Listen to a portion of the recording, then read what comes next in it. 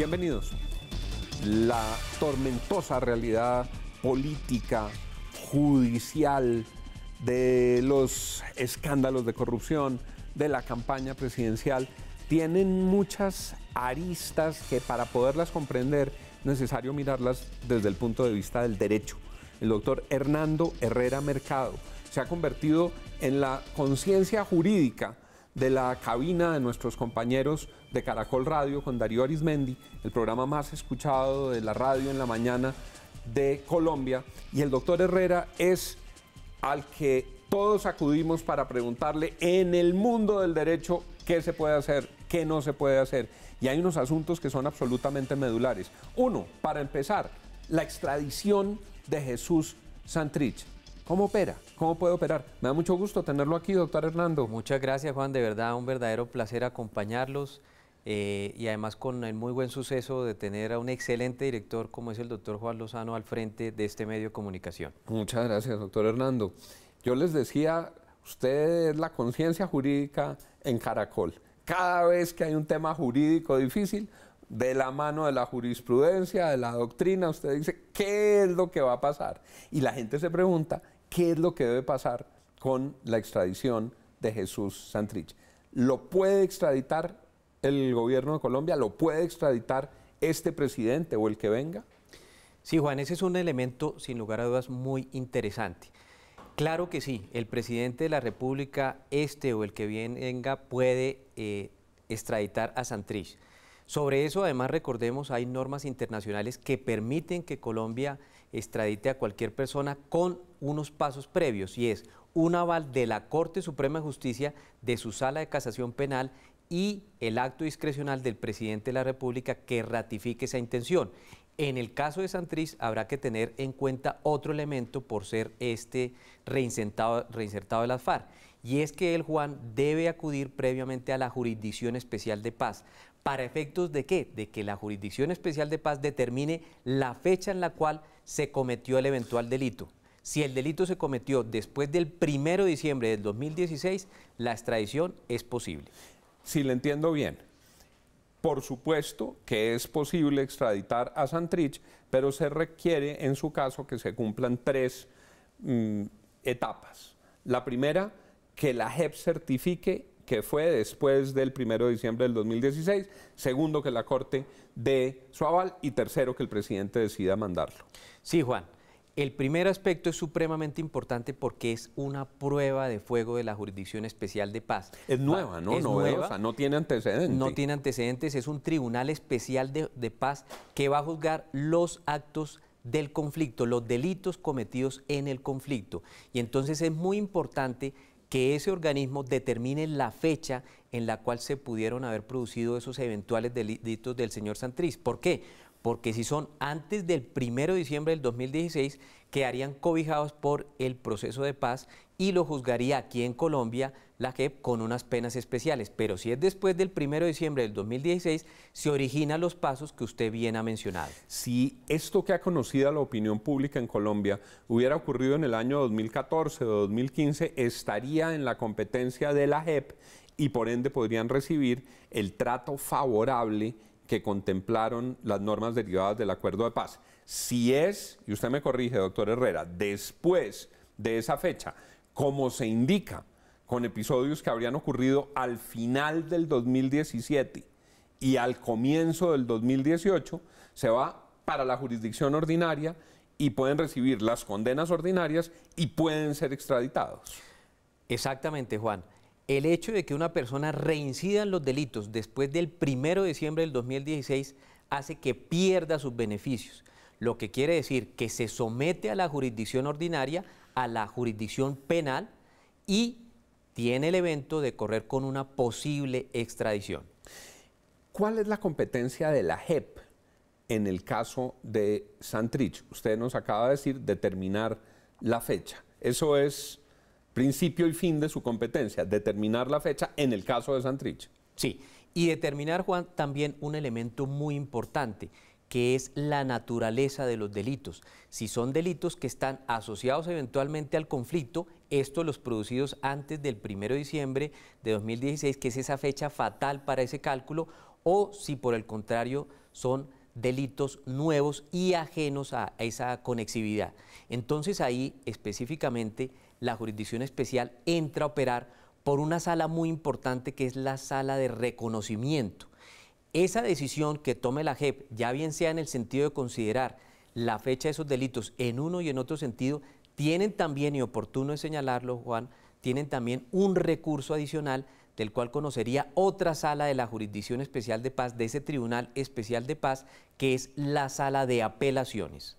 Si en este caso las evidencias que les entregan demuestran de manera relativamente sencilla y concluyente, como al parecer ocurre, según lo dijo el propio fiscal en su alocución y el presidente de la República, que ocurrieron en el 2017, en el 2018, la JEP simplemente dice, esta es la fecha y remite. Y remite inmediatamente, como la orden de captura que se dictó contra el señor Santriz está asociada al tema del trámite de extradición, esa remisión hace que inmediatamente el caso sea conocido por la Sala Penal de la Corte Suprema de Justicia, que hace una revisión meramente formal de identificación del sujeto, ¿cierto?, y de los delitos cometidos, pero es formal, no es revisión de fondo. Después pasa al presidente de la República para que el presidente determine el sí o el no de la extradición. El presidente de la República ha dicho, palabras más, palabras menos, el que la hace, la paga. Había todas las garantías para los reinsertados, el Estado colombiano mantiene esa oferta de beneficios que son abundantes, de hecho, en opinión de muchos, de millones de colombianos, fueron demasiados, pero el presidente lo que dice es, a los que le cumplan al proceso, se les cumplen sus beneficios. A los que no le cumplan al proceso, que les caiga todo el peso de la ley y salen del sistema de beneficios. Y esa es una precisión muy importante, Juan, porque aquí de lo que se trata, como lo ha mencionado el fiscal general, es precisamente de cumplir los acuerdos. Y la regla de oro es esa. Si los exguerrilleros de la FARC no vuelven a reincidir en sus actividades ilícitas, irregulares o acciones del conflicto, tienen esa garantía, unas penas especiales y un marco de responsabilidad distinto, sin lugar a dudas mucho más benévolo. Pero si son reincidentes o si por el contrario se alejan del acuerdo de paz, como pasa hoy en día con los disidentes, entonces se someten a todo el peso de la ley, de manera tal que esto no es simplemente un capricho del fiscal, sino, como él bien lo ha señalado, el cumplimiento del acuerdo. Dijo el presidente, si se comprueba toda la acusación con las evidencias concluyentes, no me temblará la mano, no me temblará la mano para firmar la extradición. ¿Usted cree que le alcance a tocar al presidente Santos, a quien le quedan ya no muchos meses en ejercicio del poder, o esto terminará llegando hasta el próximo presidente de la República después del 7 de agosto de este año? Yo me atrevería a decir, Juan, que casi con toda certeza le va a corresponder al próximo presidente de Colombia. ¿Esto por qué? Por los términos. Viene la legalización de la captura. Después de eso, eventualmente podrían existir acciones como acciones de tutela interpuestas por la defensa del señor Santriz. Después de eso, la Embajada de los Estados Unidos tiene 60 días para pedir la extradición. Coetáneamente con eso, la Jurisdicción Especial de Paz también tendría un tiempo adicional para decidir en primera y en segunda instancia esa situación. Después va a la Corte Suprema de Justicia, a la Sala Penal, que también requiere un tiempo adicional, y después la eventual revisión que hace el presidente de la República. Veo los tiempos muy ajustados para que sea Juan Manuel Santos quien eventualmente extradite a Santriz.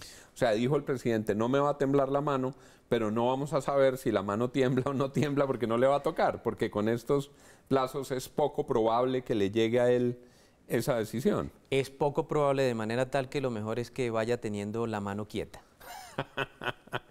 Doctor Herrera, en estos tiempos hemos visto con horror lo que ha ocurrido en torno de lo que se llama el cartel de la toga. ¿Usted cómo analiza ese fenómeno? Es lamentable desde el punto de vista no solamente jurídico, sino institucional.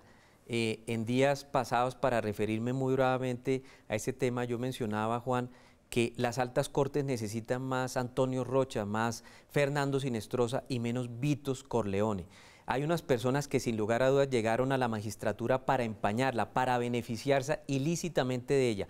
Y sobre ellos ciertamente debe recaer todo el peso de la ley porque está en juego la institucionalidad de la justicia, más aún ella en las altas cortes. No puede ser que este señor haya paralizado la administración de justicia 6 meses, me refiero específicamente al señor Malo, con excusas reiterativas y desafortunadamente lamentables. Paralizó la Corte y creo que también a la Corte Suprema le faltó un poco de decisión para efectos de haber afrontado, como lo hizo al final, en buena hora, la situación de este señor para que sea sometido, claro, con el debido proceso, a el examen que tendrá que hacer sobre su acción la Comisión de Acusaciones, la Cámara de Representantes y el Senado. Le pregunto por 2 temas que rondan la campaña presidencial. Le pregunto su opinión y su percepción.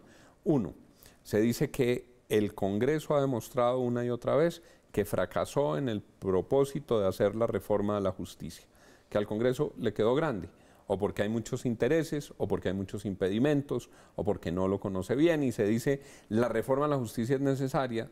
Si el Congreso no la puede hacer, la tiene que hacer una constituyente, porque los congresistas no lo van a hacer, entonces que se elija una constituyente. ¿A usted le gusta la idea de la constituyente?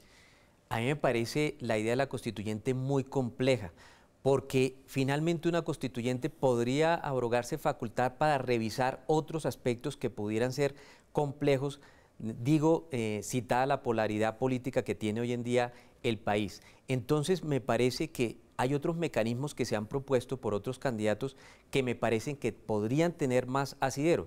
Por ejemplo, en la campaña del doctor Vargas Lleras citan la posibilidad de un referéndum constitucional para que con pocos puntos sean los ciudadanos los que intervengan y decidan sobre esos determinados elementos. Se haría una tabla de asuntos y la gente vota sí o no, y si vota sí, cambia la Constitución, si vota no, se queda como está. Correcto. Y seguramente, Juan, alguien entonces podría decir, sí, pero es complejo obtener la mayoría en puntos que son técnicos. Entonces uno pudiera decir como alternativa que lo primero que habría que hacer es reformar la ley que remite a esas mayorías mínimas para reducirlos y permitir que esa reforma fluya de manera mucho más rápida. El doctor Petro ha dicho, a mí me gusta la constituyente, esta propuesta la ha hecho el doctor Vargas Lleras.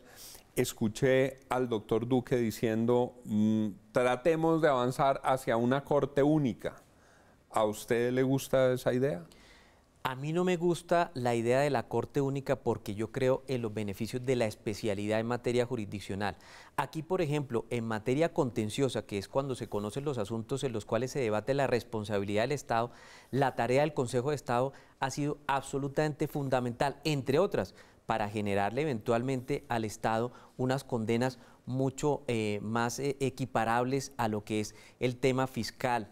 De manera tal que a mí me parece que en Colombia las altas cortes, ahora si nos vamos a la constitucional, pues desde luego que sí, ha hecho una tarea también muy importante en lo que es la defensa de los derechos del ciudadano.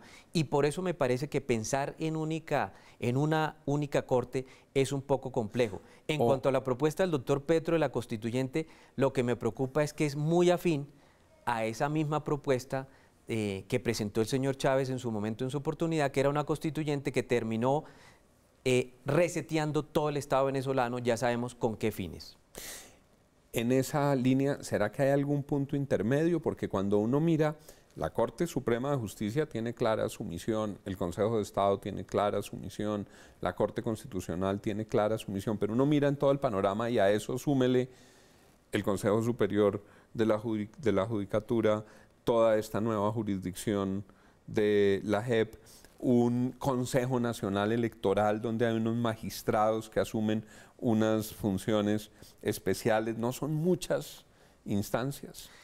Me gusta mucho ese punto, Juan, porque yo sí creo que además de las cortes que he señalado, hay otras que sí debemos pensar en si deben persistir en su existencia o no. El Consejo Superior de la Judicatura yo creo que es un órgano que debe ser más gerencial y los abogados estamos para administrar justicia en el caso de la magistratura y no para gerenciar recursos públicos. Ese es un tema en el cual se puede profundizar para ver si es o no loable la subsistencia del Consejo Superior de la Judicatura. En cuanto al Consejo Nacional Electoral, a mí no me cabe la menor duda que ese órgano debe ser eliminado y que sus funciones sean adquiridas o absorbidas por la actual sección quinta del Consejo de Estado. El otro día veía un programa de jóvenes, ya para terminar en el minuto que nos quedan, y le preguntaban a unos jóvenes, ¿a ustedes qué les parece que sobra en Colombia? Y uno dice, sobran abogados, en Colombia hay demasiados abogados. ¿Será? Y que conste que yo soy abogado. Que conste, y usted además es muy buen abogado. Y le digo, Juan, claro, en Colombia tenemos con tarjeta profesional más de 270.000 abogados. Sin lugar a dudas son muchos, pero mucha también es la conflictividad en materia nacional. De manera tal que, aunque son muchos, creo que son necesarios. Lo que sí creo que hay muchas es facultades de derecho, pero además muchas facultades de derecho regulares. Y habría que tener ahí una reforma específica para evitar las facultades denominadas de garaje. Lo escuchan ustedes todas las mañanas en Caracol Radio con Darío Arizmendi, al doctor Hernando Herrera, nuestra conciencia jurídica. Un gusto haberlo tenido aquí, doctor Hernando. Muchas gracias, Juan. De verdad, un saludo muy especial a su audiencia y, por supuesto, al muy buen director que guía los espacios informativos de este canal. Muchas gracias, doctor Herrera. Sigan ustedes con Red Más Noticias. ¿Será que hay muchos abogados? Nos vemos mañana.